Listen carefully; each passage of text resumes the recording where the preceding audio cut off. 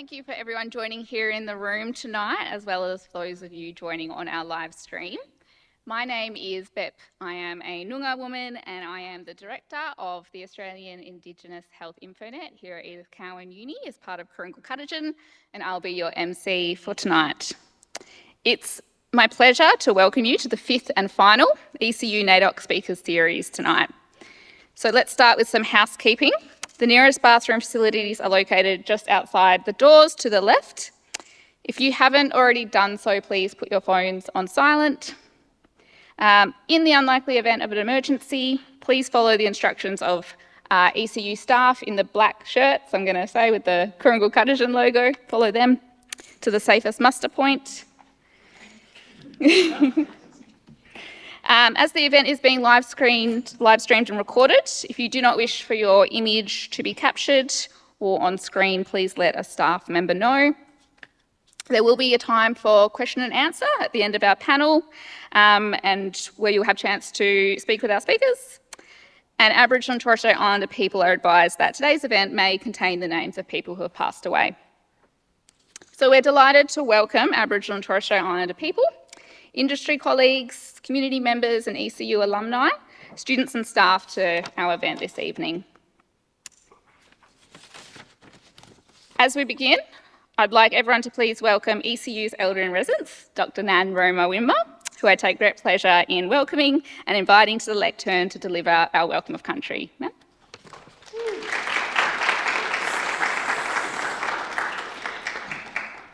Kaya ngarlak jurbin nunuk jinangin. Kaya ngarlak dunch you aku. Dujrak nunuk ngarlak waranka. Nunga buja ngarlak yiriak. Wachak nunga buja yiriak. Welcome everybody. You know, I feel really honoured to actually be in this place and share this time with you. And in case you didn't know, I'm the older generation. And we're going to be entertained by the younger generation. And isn't it funny? Get lost for words sometimes, but like I say, it's a privilege to be here. It's a privilege to have the freedom to be able to come and gather. And we come as one, yes? Well, now you know what I'm going to ask you. Are we one? Are we many? We come from all different walks of life, don't we? Well, let's sing along, thank you. You think I'm joking, eh? I'll sing in Noongar and then I want everyone to sing in English, please, just the once. Ngarlak kain mord, ngarlak bula mord, ngarlak bula bujarak you aku, yang in ngarlakundam, dunch warankin, ngan nunuk. Ngarlak mood, each mood all together, please. We are, I can't hear you. We are one, but we are many, and from all the lands on earth we come. We share our dreams and sing with one voice. I am, you are, we're family of man. We're family of man because people come from all different places, you know. Thank you so much. Welcome to the space that we're going to gather tonight.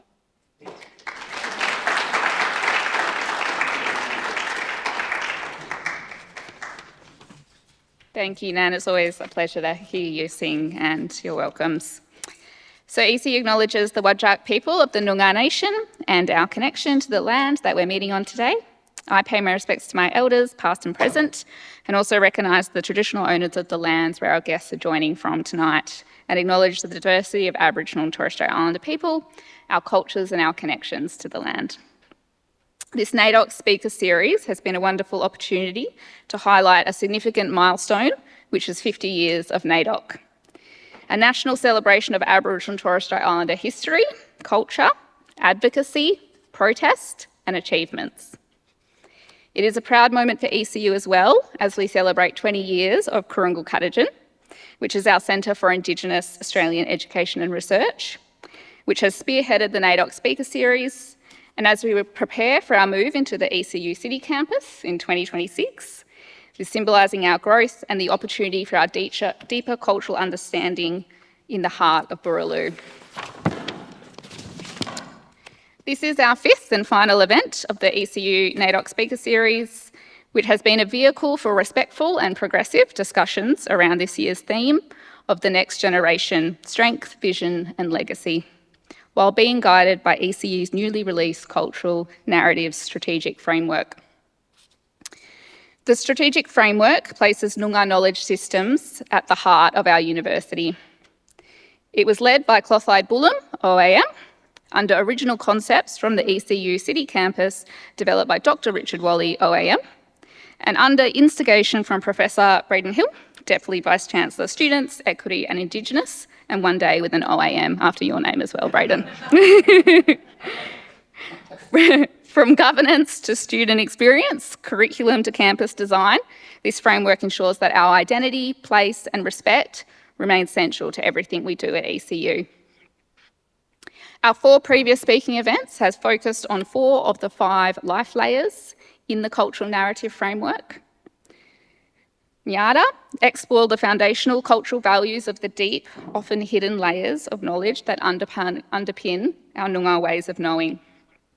Kep examined fluidity, resilience, and the movement of knowledge, how understanding flows, adapts, and informs best practice. Kara focused on perspective and vision, how elevating our viewpoint offers clarity, leadership, insight, and the ability to see paths forward. Mort Budja investigated our interconnectedness and partnerships, particularly in cross-disciplinary solutions, addressing family and domestic violence, with a focus on caring for people in our communities. Tonight, we end the series with Jindawarral, the Stars and Sky Life layer. We'll explore what Jindawarral represents and how it manifests in our practice, offering deeper insight into the foundational cultural values that shape our shared journey. In recognition of everything we have achieved together through this speaker series, let us continue to build the future together. Now to open our event, I'm honoured to welcome Ash Penfold, Garlet. Ash is a proud Noongar man from north of the river, we've just discovered. Ash is a proud Noongar man from Boorloo, with familial ties across the Wadjuk, Balladong, Goreng and Wongal Wagatha lands. He is an alumni of ECU. He graduated in 2016 with a bachelor's degree in Communication and Media Studies.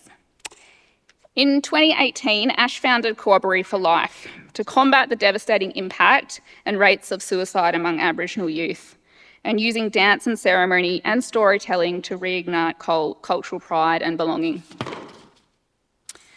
Through strong partnerships and mentorship, now embedded within his company Gather Foods, Ash empowers the next generation of Aboriginal leaders, connecting young people to our heritage, country and real world opportunities.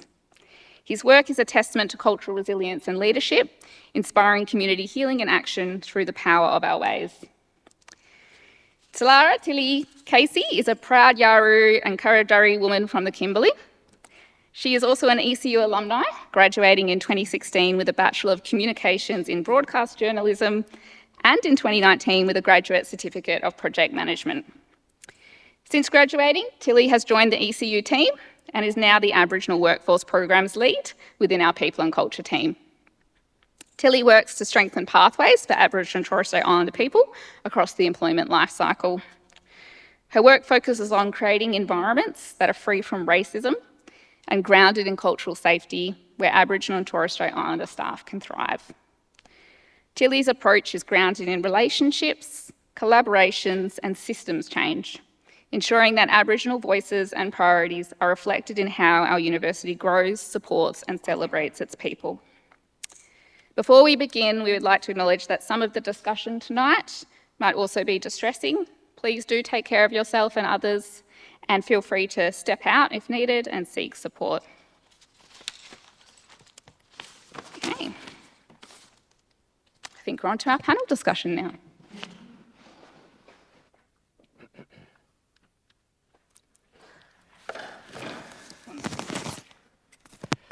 Just going to stare at you, Bet. That's what we're going to do. Well, firstly, thank you so much for having us here, both Tilly and I. And NaNoWriMo, thank you for the welcome to country. It's always grounding. It just settles my nervous system when I hear you sing. So, Iowa, thank you. Thanks, Ash. Thank you, Ash. So our first question to both of you, Kurongkurl invites us to look at the stars and dream and imagine the future, as well as reflect on where we came from. As ECU alumni, both of you, can you share with us a little bit about your journey since graduating and how the idea of reaching for the stars has shaped your journeys? Ladies first. Stella. Matriarch All right. country. Can you? Is this on? Press again. Thank you.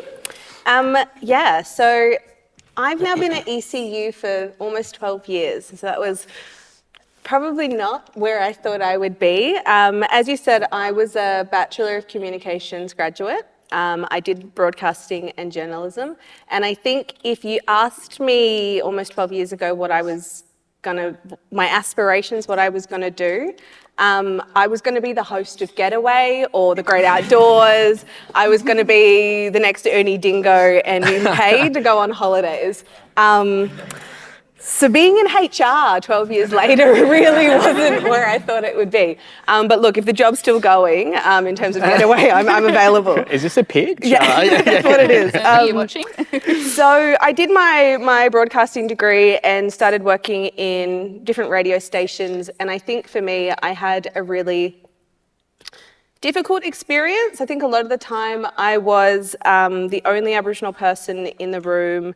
I would be kind of given all of the stories that nobody wanted to do and wanted to see. And I often felt like I couldn't speak up, but I don't think I had the language for what I was experiencing at that time. And I think I realized that I didn't want to succeed in a space where I couldn't be my whole self. Mm-hmm. And so 2019 rolled around, Professor Braden Hill joined ECU, brought this whole ethos around student success, and kind of took us on a bit of a journey in understanding what that meant. And I think I started to understand, I started to be able to articulate, I think, the experiences I had when I was working in different radio stations.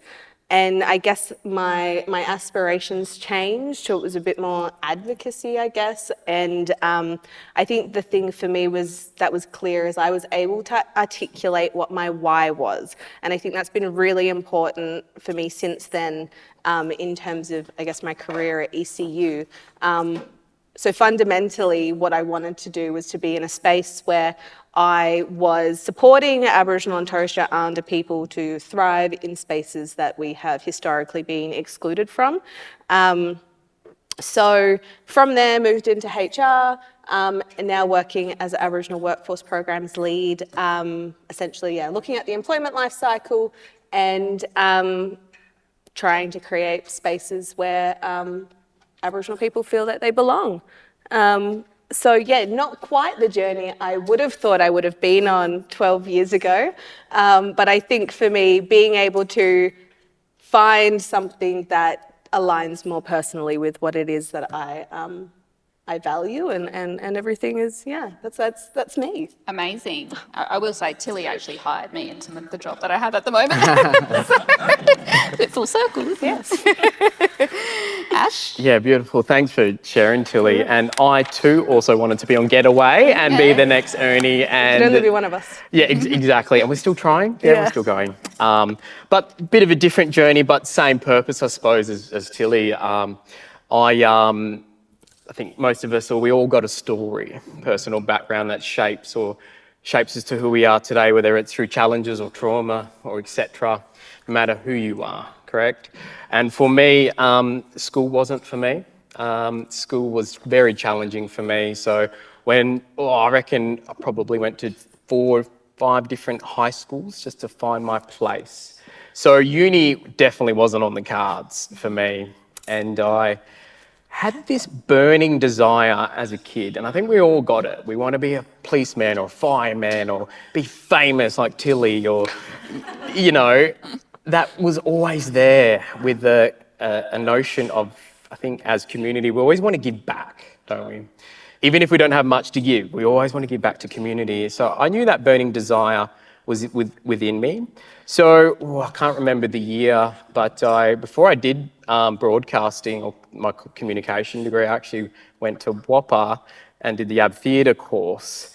And during that time, with not much experience academically or not much confidence with education, it was definitely something I just threw my hat over the wall to give it a shot. And I remember Rick Brayford in the interview process just looked at me and said, and he did this thing, looked at me like sizing me up or something. And he goes, yeah, I reckon we could work with you. And I'm like, I had no idea what he's doing, but let's work with each other then.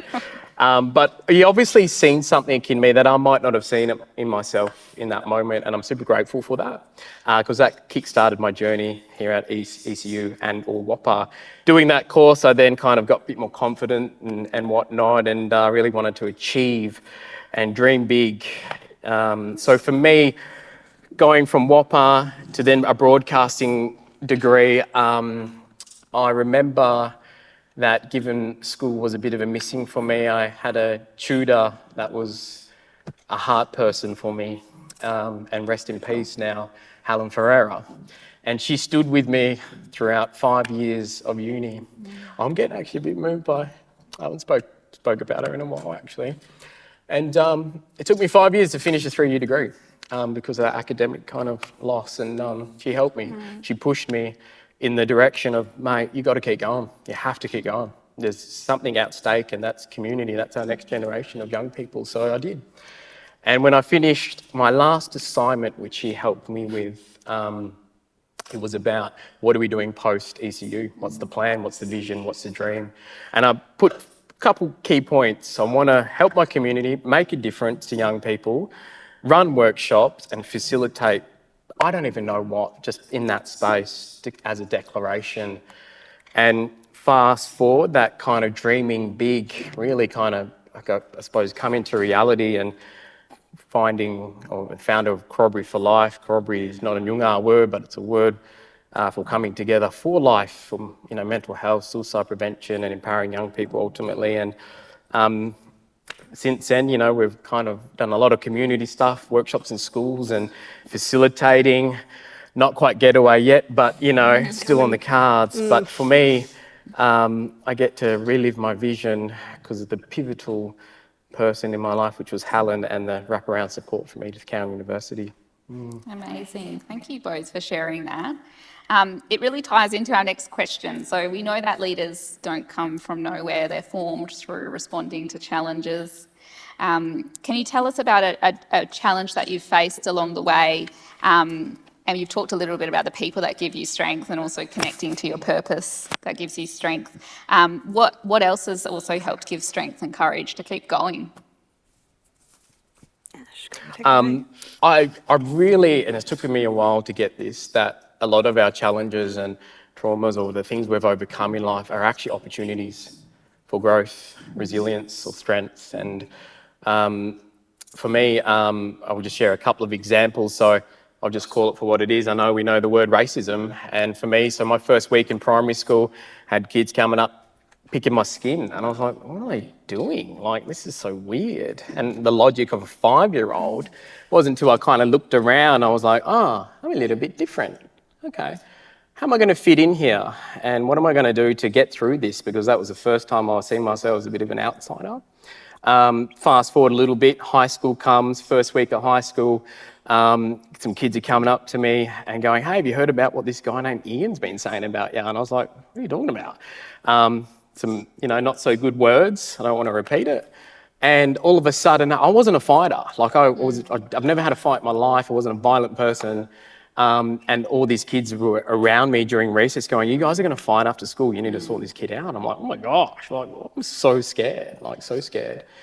Fast forward a little bit, end of the class, I'm across the road at the park because that's where you have the altercations, and this kid was in front of me, and he actually clocked me one pretty well, and something overcome me a little bit, and took care of business, I suppose, and retaliated and got broken up. But there was a moment there where, I don't know, some might say that I won the fight, did I? I don't know, but I looked around and everyone was cheering me, going, wow, Ash, you're amazing. All the cool kids and the pretty girls were like, oh my God, Ash, and that's when I made a decision, as you would a 12 or 13-year-old, and go, wow, the only way that I'm going to be accepted in society is I've got to fight people. That was the decision I made, and that's what kind of shifted me in a trajectory of that kind of lifestyle, hanging around the cool kids. But that sense of community on the streets was something that I really value now, because now I can give back to those type of young people and kids that are experiencing that today.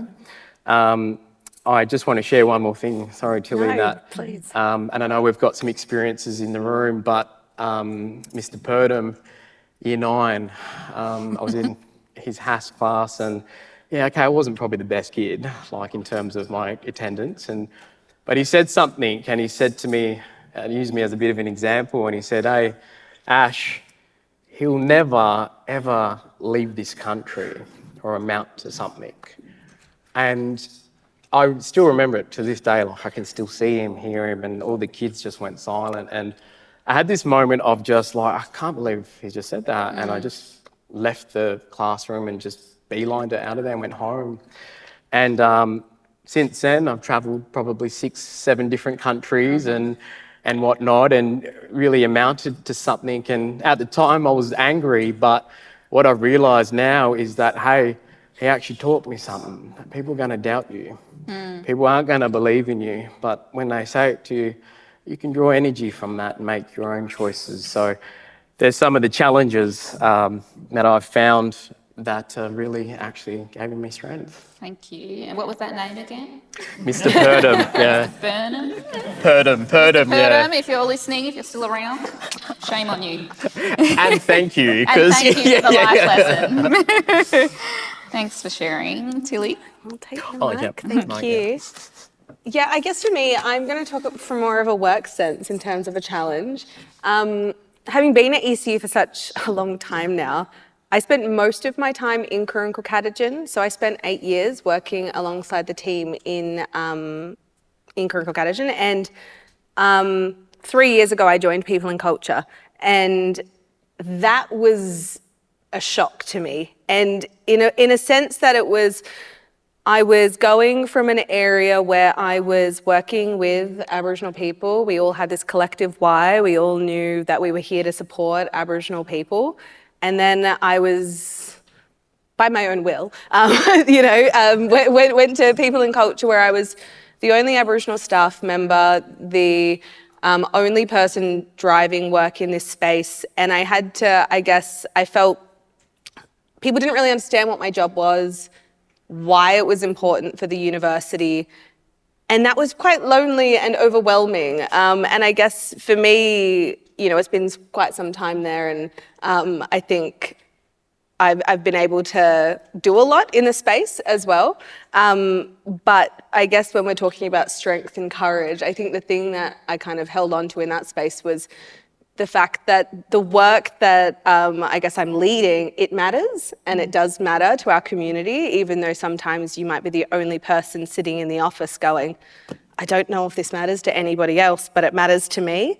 And I think that's also, I'm very lucky that it was an internal kind of transfer, in that I still had all of the relationships I had with Kurongkurl, Katitjin. I still had all of the mentors I had within the university to support me throughout that, because I don't know if I would still be able to have the impact I think I have if I didn't have relationships already here. Yeah, absolutely. And I will genuinely say you were on my hiring panel and I walked into the room of 4 amazing Aboriginal people who are on my interview panel, which is unheard of, right, when you go for a job. And I was like, this is deadly. Of course I want to work here. I'm going to throw a spanner in the works and skip our third question because you talked about your experiences shaping you. You both spoke about Tilly, you didn't have the words when you were younger to sort of express what was going on, and you work with kids a lot and young people as well. How do we give our young people those words or empower them with the lessons that you've learned? How do you go about doing that? I think we're an education institution and it's our job to be educating students, primary school students. We need to be increasing, whether it's racial literacy or whatever that looks like. And I guess our role as a higher education institution is to ensure that our curriculum reflects our society and Aboriginal people are a part of that, and our perspectives and knowledges need to be intertwined into what that looks like. I think we need to, nationally, actually have a conversation that involves talking about racism, as uncomfortable as it is. And I think the only way that young people will have the knowledge and be able to talk about it is if we start talking about it. However, I will say anybody who is, othered by society, they know that. It's not, they know that when they're young, and research suggests that, when you're, I'm sure most people who have experienced racism can remember the first time they experienced that. And so I think it's a conversation that needs to be had in these spaces moving forward. Yeah, fantastic. That was a really good answer there, Tilly. Well done. Can I just clarify the question? Well, I mean, no. No? Because I just made it up. No. What do you say to young people? So do young people talk about their experiences with racism when you go out and do facilitation with them? Or what advice do you sort of give them for coping or responding? Good question. I won't name the school, but I recently actually done a workshop for Year 9's whole class, not just Aboriginal kids. And I shared my experiences as well, some of the things that I shared today, and then also gave perspective on, I don't know if you've seen, there's this video out there, I think it was in America, where we talk about privilege, and they're at a 100-metre starting race, and move forward if you've had both parents together, or move forward if you've got food in the fridge, and then you just find that the black kids are out the back, and we all start at different points in life, and there's no right or wrong or blame and guilt. I'm not trying to cause separation here, by the way, but what I found is when I was sharing my experiences with some of the non-Aboriginal kids, it gave perspective, and that these other kids were just like, wow, I didn't realise, these were their words, like I actually didn't realise how much people deal with in their life, given their skin colour or privileged or not. So that was a real turning point for me. But look, the advice that I've got, especially for our young people, is, or when I'm in those spaces, we just got to listen to them. They know the answers, they know what they need. They're very, very clever young people, and I think we just don't provide enough platform for them to talk and share or express what their needs are. I mean, that's how we kind of roll at Kurongkurl for Life, and we've got probably about 10, 15 young people that we kind of roll with as well. And most of the times when they're dealing with stuff at school, or racist experiences, or not just racist experience, like just trouble in general, they call me, and I just give them space to talk. Amazing. Speaking of age, we know that leadership is not always about your age or your position. Through your journey, what have you come to learn about leadership, and what does authentic leadership mean to you? Pop Richard made a profound difference to me one day. I think we were doing a men's camp, and he quoted A Flock of Birds, and he said that leadership, sometimes 2 or 3 people might be leading in that moment, and then they fall back a little bit, and then the new flock of birds kind of come through as well. And what I took away from that is it's not about leading out the front. It isn't. It is really actually the birds out the back that are providing that space for leaders to come through. And that's kind of my mentality, I suppose, with leadership. So for me, our traditional days, we had our roles, we had our responsibilities, we had our kinship systematic approaches to certain things that just provided what we required, and we just had our law systems in place. And so for me, it's a community-led approach, and leadership for me is always from the heart. Like I think that's something I'm really grateful for with elders and mentors and community groups, that it's always spirit-led or from the heart, and you can't go wrong with that. I think similarly to Ash, this might sound controversial, but I don't really subscribe to hierarchy, and I don't mean that in a troublemaking sense, but for me, I think if I were to visualize leadership, it's cyclical, it's a circle, and I think that's more so because I think everybody has something to learn and everybody has something to teach, and I think it's relational and it's about connection. And I think at the end of the day, it's really about being human. And so how I think that shows up is someone who's approachable, somebody who is accountable, and somebody who you can have hard conversations with and you still have a relationship with at the end of that conversation. I should be able to provide feedback to a line manager and vice versa, and we're still, have a very strong working relationship afterwards. And I think that's what authentic leadership is. And I think in Aboriginal spaces, we do that wicked. Like we do. We definitely have relational leadership. And I think that's how you get the best out of people as well, is having a connection and a relationship with people. And I also think, I guess maybe this is the people and culture side of me talking, but leaders need to be able to grow their people. And so they need to be thinking about developing their people. And if you've got somebody in your team who is really good, you want to see them succeed, and sometimes that means that they're going to leave your team, and that's okay. And I think that's really important in terms of in leadership. Can I just add? Absolutely. Yeah. Good point, Tilly. Thanks. We're nailing I feel it. like I'm an anchor, news reporter. I think also in terms of like leadership, it starts at home, when you're with your family, when you're looking in the mirror. What do you tell yourself? Do you say good things or do you say not good things about yourself? I know we're hardwired not to sometimes as a default, but for me, that's where it starts. Do you make your bed when you go? When you start your day, the foundations before you go out. So for me, I think what I wanted to refer to is, hey, we got to do the work on ourselves first and get rid of some of the filters we might have or views that we might have in life that really shape us in a not so good way. And when we can kind of see a bit more clear, like take the glasses off a little bit and see more clearly, then I think authentic leadership will show up in anybody. Yeah, fantastic. You've both sort of touched on this, the way that Aboriginal people, we have leadership, and it is actually quite different to some of the organisations we work in, including universities which we work in, and Ash, I'm sure in the business world and businesses you're running as well.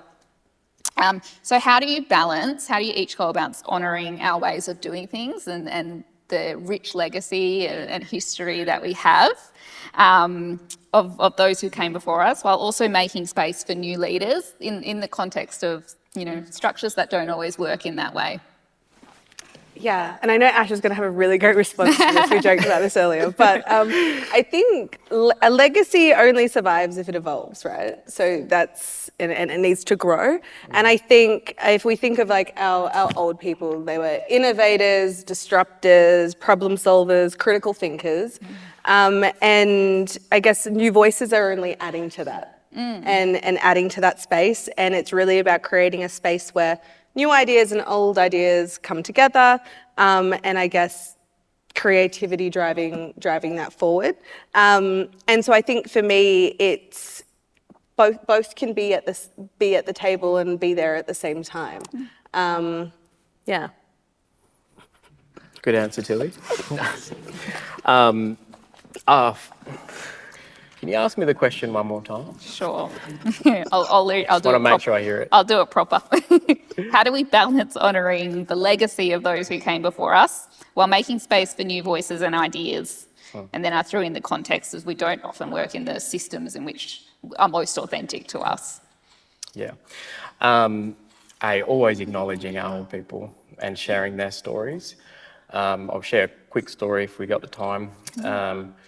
And I only recently found this out, that my old pop, Freddie Winmar, great pop of mine, he spent some time over at Wadjamup when it was the jail.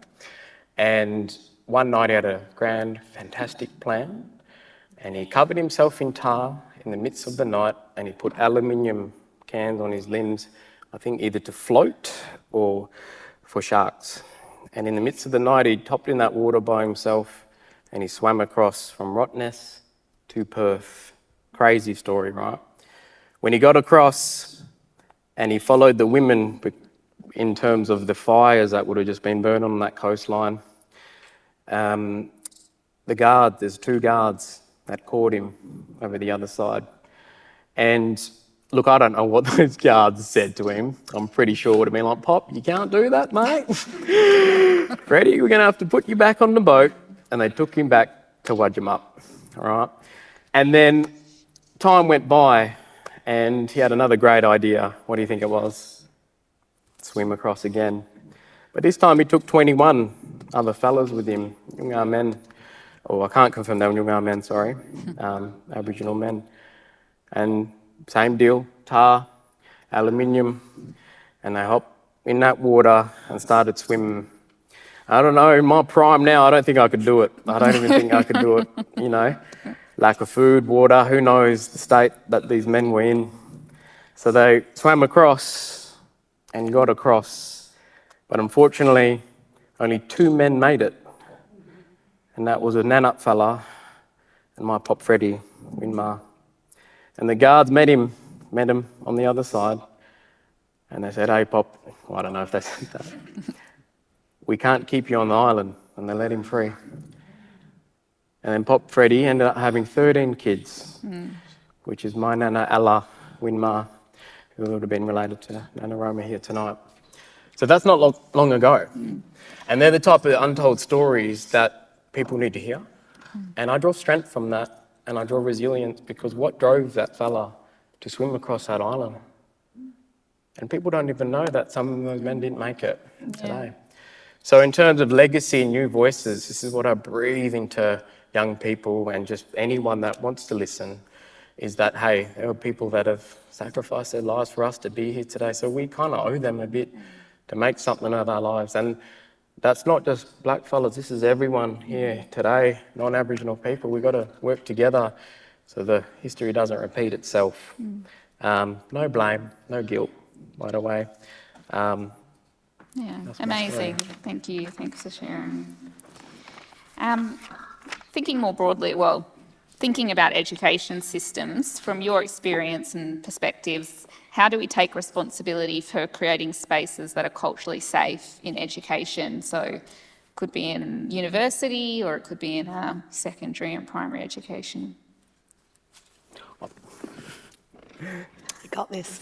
I think I'm going to quote yourself, Bep, in terms of a conversation we had recently, and that is, we can't culturally safe our way out of racism.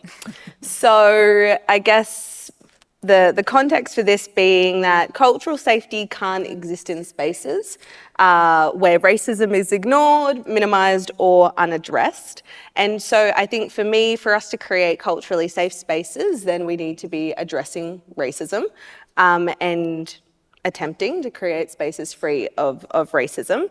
For those of you who don't know that, we've recently gone through a racism at uni survey led by the Human Rights Commission, and we will get that kind of data hopefully in the new year around what's come from that.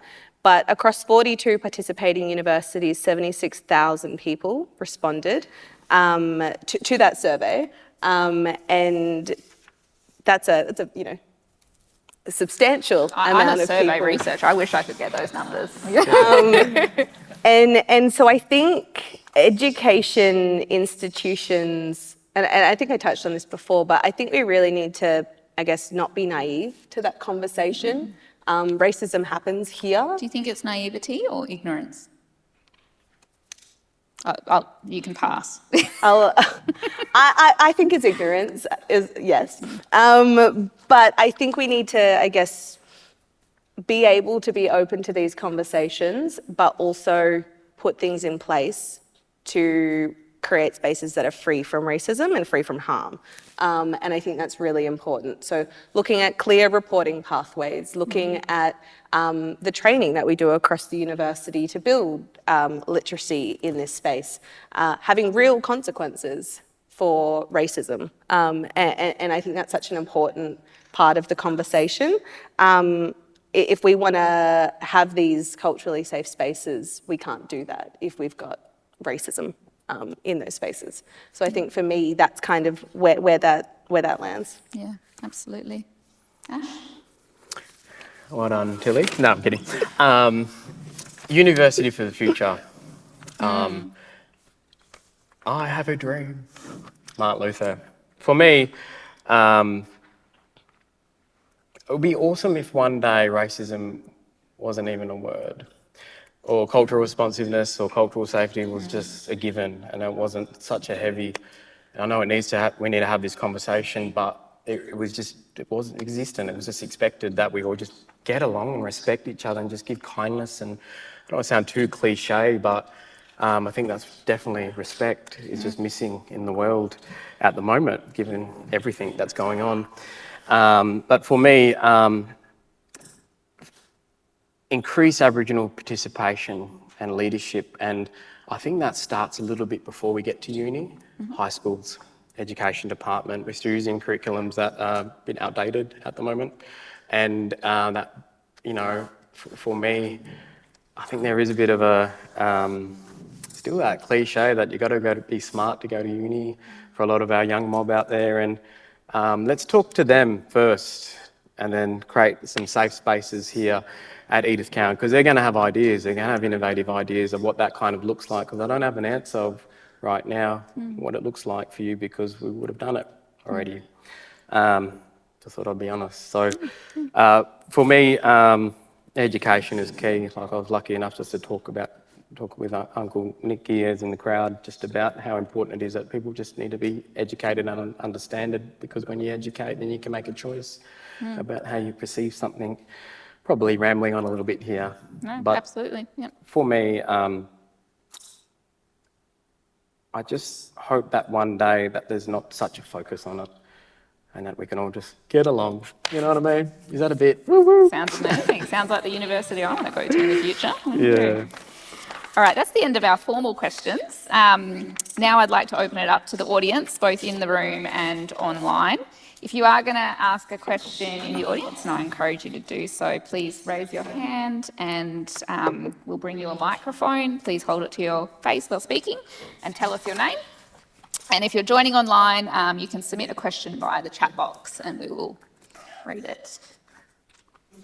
Thank you. My name's Chloe. I work in the Creative Futures team at ECU. We've also got Gather Foods on as a supplier. So Yeah, you sure. do. I see you. Yeah. I've got a question for you, Ash. If you could pilot any program in the public that was free, whether it's for Aboriginal people, non-Aboriginal people, what would that program be? And what would you like to see in it?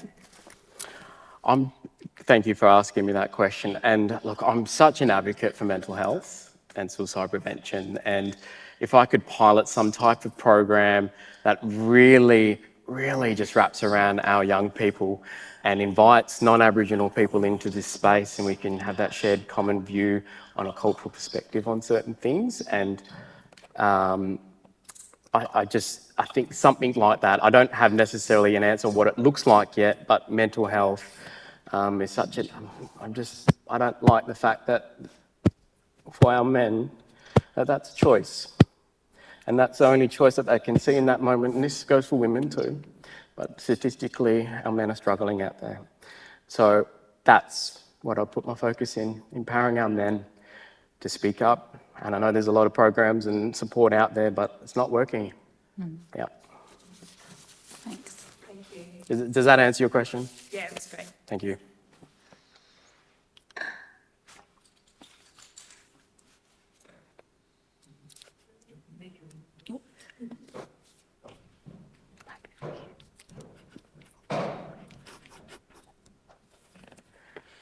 Thank you both so much for sharing those stories. My question's to you, Tilly. I'm wondering, so you've been working with staff at ECU now for 3 years. When you've been working with different groups of staff across the organisation, what kinds of interactions, discussions, sessions have you seen start to kind of confront and undo that kind of defensiveness and fragility that you come up against when you're working with that kind of structural racism? I think for different groups, it's very different across the university. And I think so many people are on their journey in this space at different levels. And in some groups, like Ash mentioned earlier about the privilege walk, we will take people through a privilege test. For some people, that's a turning point. That's I didn't realise that when you go to the shop to buy Band-Aids, they don't match your skin colour. For other people, that's a real issue. And so I think kind of as the training that Braden and I have developed and been rolling out kind of continues, I think we will notice that in different areas, it will be different sticking points. For some people, it is seeing young children notice that they're othered, I guess, in a sense. And it's seeing young people, I guess, experience racism is what? Yes. Yes. And so I think it's quite different for different people as the organisation, I guess, comes to this. But I think our training is not mandatory, and what that means is that people who want to attend training in this space, you're usually preaching to people who don't need to be in the room, who don't need to have those conversations because they are already doing things in the allyship space. And I think that's where it can get quite tricky when you want to have this conversation across the whole organisation, is how do we get people who need to be in the room, but also not force them into that conversation either, because if they don't want to be in that room and they're not going to contribute meaningfully to that conversation either. So it's tricky, I think, in terms of an institution. I do think, though, that whatever we do across the organisation does need to be leader-led, and I think that's really important, and it's not up to our Deputy Vice-Chancellor, Indigenous, to be the brunt of that, I think, and we do need allies or critical friends in decision-making positions across the university who are being anti-racism allies who are actually action-oriented. Because action is what is needed, and it's not up to Aboriginal people to, I guess, to bear the brunt of that. So I think it's at a decision-making level that everybody at the institution is accountable for. I hope that answers the question. Thank you for that. Good job, Tim. I was waiting for it. Waiting for it. Thank you, Tilly and Ash. It was very interesting coming in to listen to you talk, because it gives me a lot more hope that there is hope for our future in terms of leaving our future in good hands. I guess for me, it's a bit of a double-edged sword with this one, and one's about racism and one's about leadership. And that sort of comes from different times. When you consider recently the first governor of this country led a posse of armed soldiers down to a lot of our mob down in Pinjarra country, then Pinjarra, and massacred them. The Battle of Pinjarra is what they call it. Now, 191 years later, the same person, or not the same person, but the same office, the governor from that office, went down and done an apology.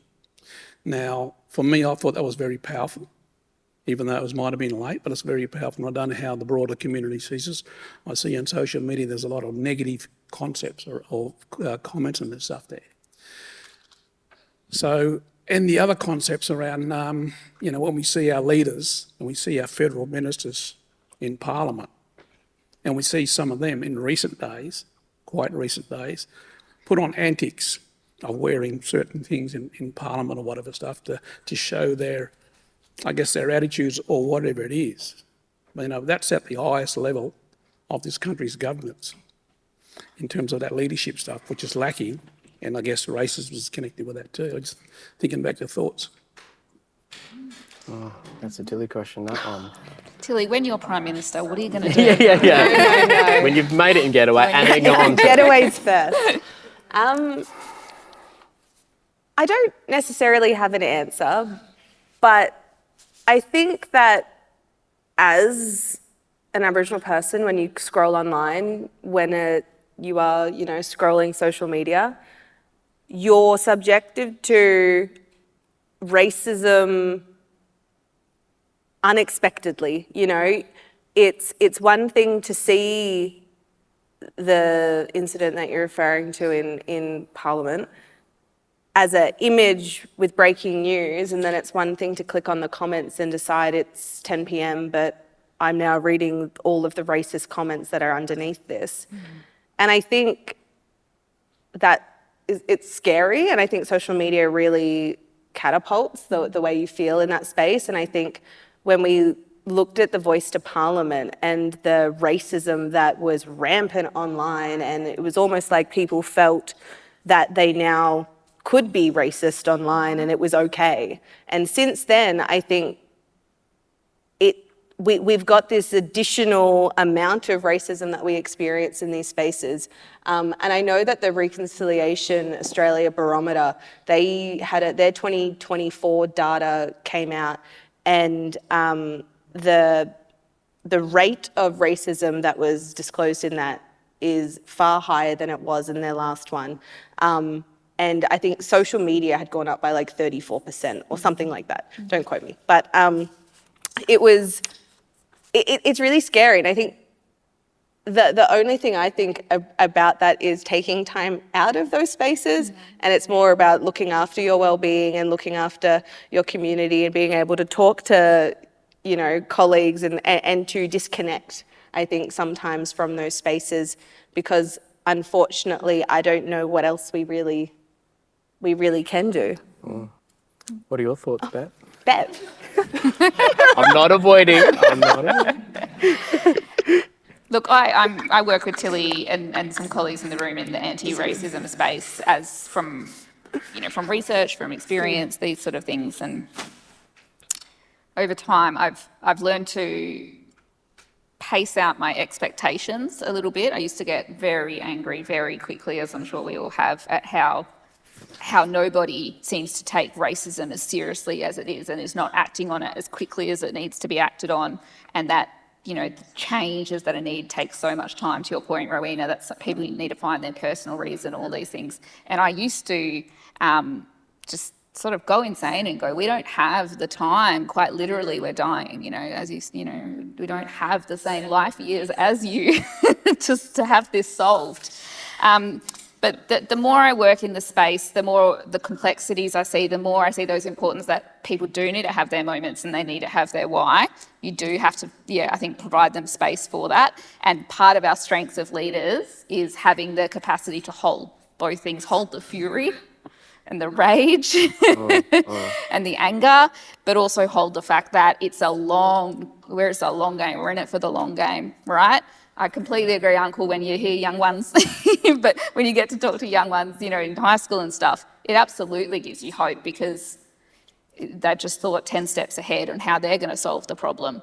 But I think it's always that balancing act of holding your rage with your hope. Yeah. What are you going to do as Prime Minister? I don't. We've got Corroboree for life, and I reckon probably every day there'd probably be at least 5 to 10 comments about some of our kids, and I don't think I've got a problem when we target our kids, especially on social media. But the one thing that we're not talking about is some of our young people are fair-skinned and may not appear Aboriginal to some perspectives. And so that's where they attack, you know. Oh, they're white kids dancing with paint on, and I just can't believe some of the comments that come out. I'm a bit of an optimistic kind of person there, Conky. So for me, if that's the kind of communication that's coming my way, that means we're rocking the boat and we're doing what needs to be done so our messages are being heard. If people weren't coming at us like that, then we're not doing enough for me. So I like it because it's like, bring it on. That means I've just got to work harder and give a bigger message out there. Does that answer your question there, Con? To a degree. Yep. I think you've got, might have got a little bit more focus on social media stuff, which is very negative. But Yep. when I see an elected member of the federal parliament walk into parliament, and it's not our people that speak, but walking with a burqa on and trying to use that as a problem for whatever division in this country. It's very sad. And they have those two things. Yeah. Very sad. Don't have much faith in the leadership in our politics at the moment, and it's a bit clownish, I believe. To an absurd level, I would say. And I think it was last year at some point, a couple of members of Parliament had to retract when they called people racist in Parliament, which was just, if you couldn't demonstrate how constrained we are in being able to share our truth, then if our elected members can't even say the word racism in Parliament without getting sanctioned, then it was really concerning. So I do hope that the leaders that are in there are pushing back on that. Do you think we need more Aboriginal politicians in this space? This is a question for you now, Con. Well, I think the old dynamics has to change, because I think, people have asked me to be a politician and I just tell them that I'm too honest to be a politician. So that whole framework has to change. And when we look at what's happening in the US, all that sort of corruption and lies and stuff there around making money or whatever it is, but keeping that division and divide and conquer, humanity deserves better than that, right across the globe. Yeah. Thanks. I still think you should get into politics there, Con. So you could launch your campaign here tonight. There you go.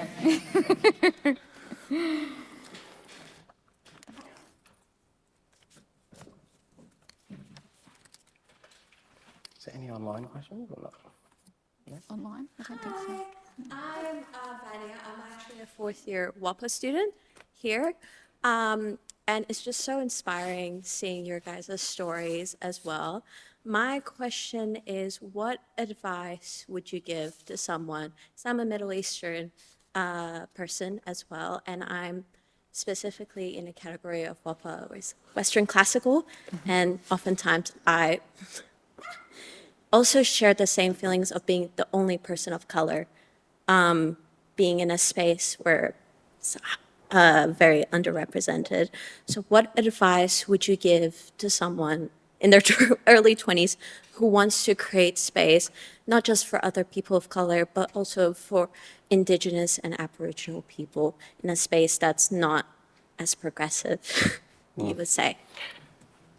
I don't know if it's advice, but a comment. I think that you're a cycle breaker and you have a purpose in this space that you're in at the moment, and you lead that and you own that as your own, because we are misrepresented and you've got a unique position to make a difference for future young people coming up. So I wouldn't shy away from it. I'd wear it right here in my heart, and you lead it. So then the next generation that come through that might identify as Middle Eastern, they're like, oh, sorry, what was your name? Vanya. Vanya. Hey, Vanya was the first in that space. I'll be the second or the third, and then it will just be no longer. So, look, I don't know if that gives you much, but it's a unique position to be in, and I think that you are actually, your perception of being a bit diverse is actually your strength, and who knows what opportunities might come from that by sticking with it. I'll add to that. I think I used to ask the same questions in these kind of forums, and the answer I always got was, you deserve to be in those spaces, so kind of hold your head up and be present in that, and that you're allowed to take up space in those spaces. And I think as a young person going through, you know, sometimes you probably feel like you shouldn't speak up, or your voice is underrepresented in those spaces, but just know that you can be there, and you are allowed to be there, and I think to hold your head up high in there, yeah. Absolutely. Thank you. Was there one down there, or? Braden. Oh, Braden.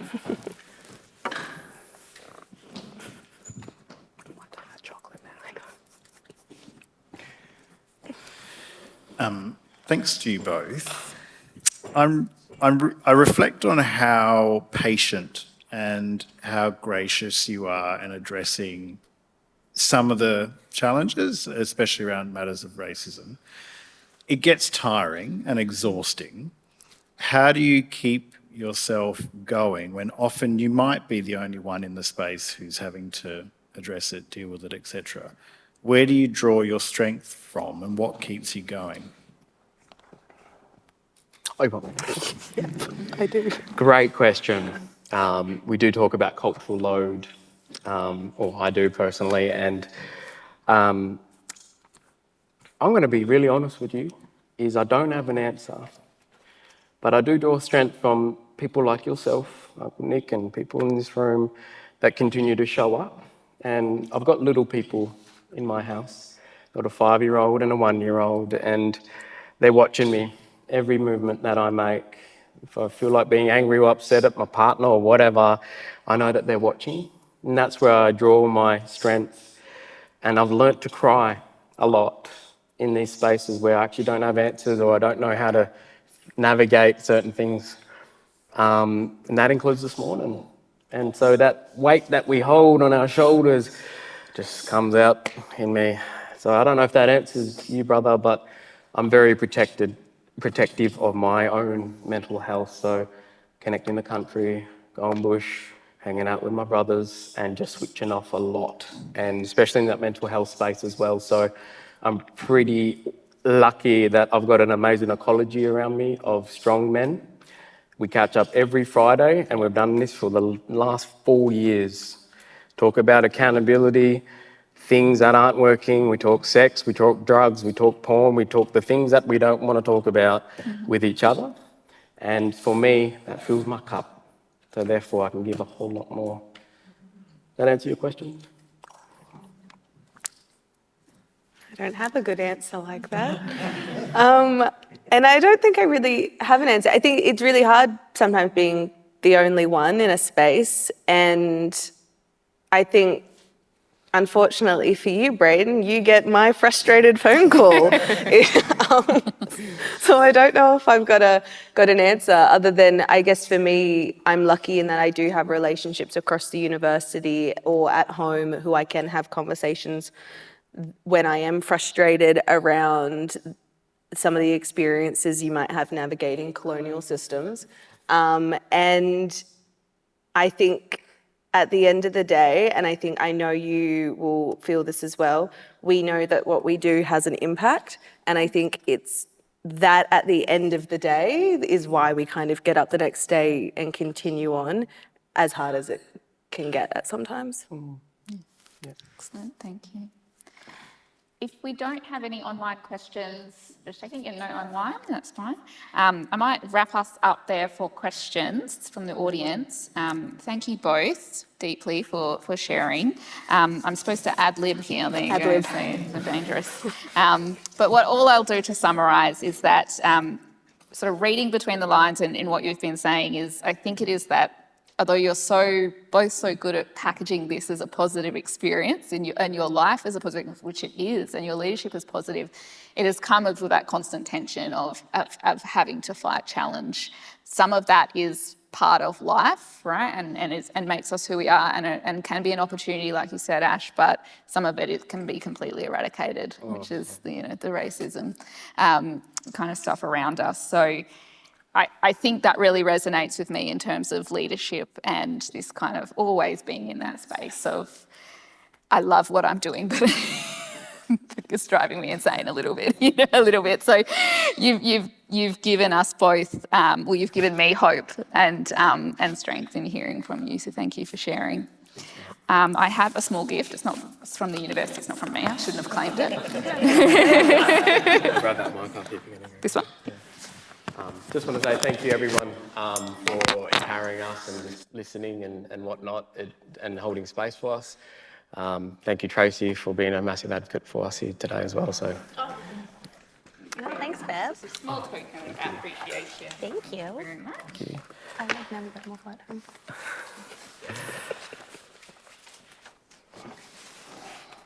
So thanks again, Ash and Tilly, for your contributions. And finally, thank you to our audience, both in person and in line, for joining us. I hope you're leaving feeling inspired and strengthened and motivated to carry these conversations forward.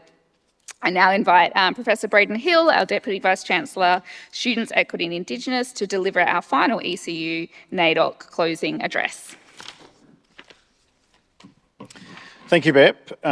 Please give them a massive round of applause.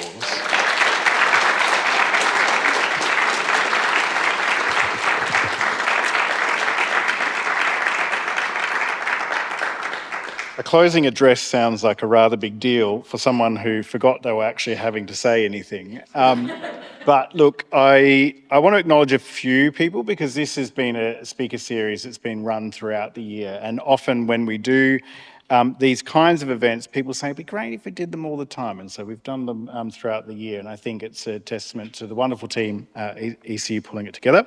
So over that time, there's been a number of people who have been fantastic in pulling it together. And a wonderful MCs throughout that time, including Professor Bep Uink tonight. It says himself, I think that means me, so I did MC as well. But Dan McCauley, Professor Dan McCauley, Chloe Bullen, Ken Hayward were other MCs for our other events. And I think, Beck, we can get these online at some point in time. So all these amazing conversations will be captured for people to be able to access. We had Chloe Bullen, Richard Wally, Uncle Richard Wally, Ningla Yaron Mark, Tierra Clanton, Renee Isaacs Guthridge. We had Joanne Hill, Alison Scott, Libby Jackson Barrett, Dr. Libby Jackson Barrett, and of course Ash and Tilly tonight. I wanted to reflect on, as I was sitting there, I was reflecting, as I said, on the patience and the humility and courage and strength that you have in doing what you do, working with young people, working with older people, and suicide prevention. The work you do, Ash, is exceptionally important for all the reasons that you mentioned. And Tilly, you have, I think, since I've started here, we've worked very closely in a whole range of different contexts. And I've been involved in both of your journeys in some way, shape or form. And whilst we talk a lot about the importance of our communities in carrying us through these educational journeys, when we talk about communities, we're also talking about non-Indigenous people who have been there to support us along the way, our allies, and they're incredibly important. They show up here tonight. And Ash spoke about people like Helen. Tilly spoke about a range of people that have been around her to enable her to achieve the kinds of things that she wants to achieve. And I think it's important that we acknowledge that. But as somebody who has watched you both on your journey, I'm entering now. See, because I'm on social media, young fellas call me Uink on TikTok. And I feel really old, but I know I should be really grateful for that title, because in our culture, that's a real significant sign of respect. Hey, Conk Nick. But what I wanted to reflect on is, in a really humble way, without sounding condescending, just how exceptionally proud I am of both of you. I think you are such phenomenal representations of our Blackfellow communities in this country. You're amazing advocates, incredibly intelligent and passionate about what you do. and also a really great example of what a place like Kurongkurl Katitjin can do within an academic space like this. And I can't think of two better exemplars of the power of an institution like ours for Black people to carve out a space not only for individuals but our families and communities. So you should be immensely proud, and we're very proud of you. So please, one more clap for them.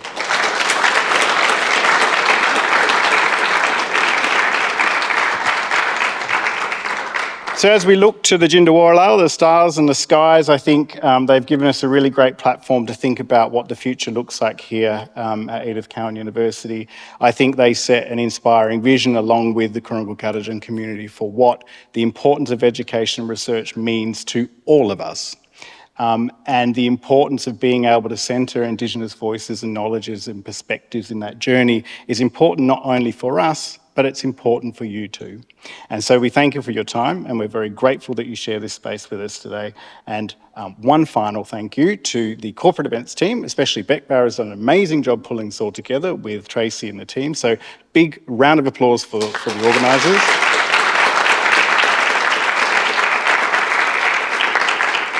You guys are wonderful. You do an amazing job. Ever since I've come here, you've been probably the most proactive allies in this space. I was like, Braden, what can we do? Oh, God, leave me alone. Not another event. And then I come up with all these amazing ideas and I go, God, he's really annoying.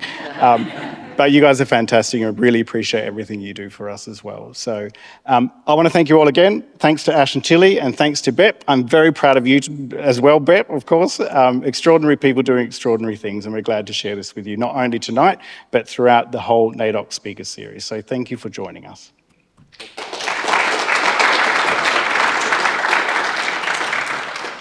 This will be the last Blackfella event at Mount Lawley, eh? No, apart from the farewell. Yeah, cool. Yeah. Anyway, you can go now.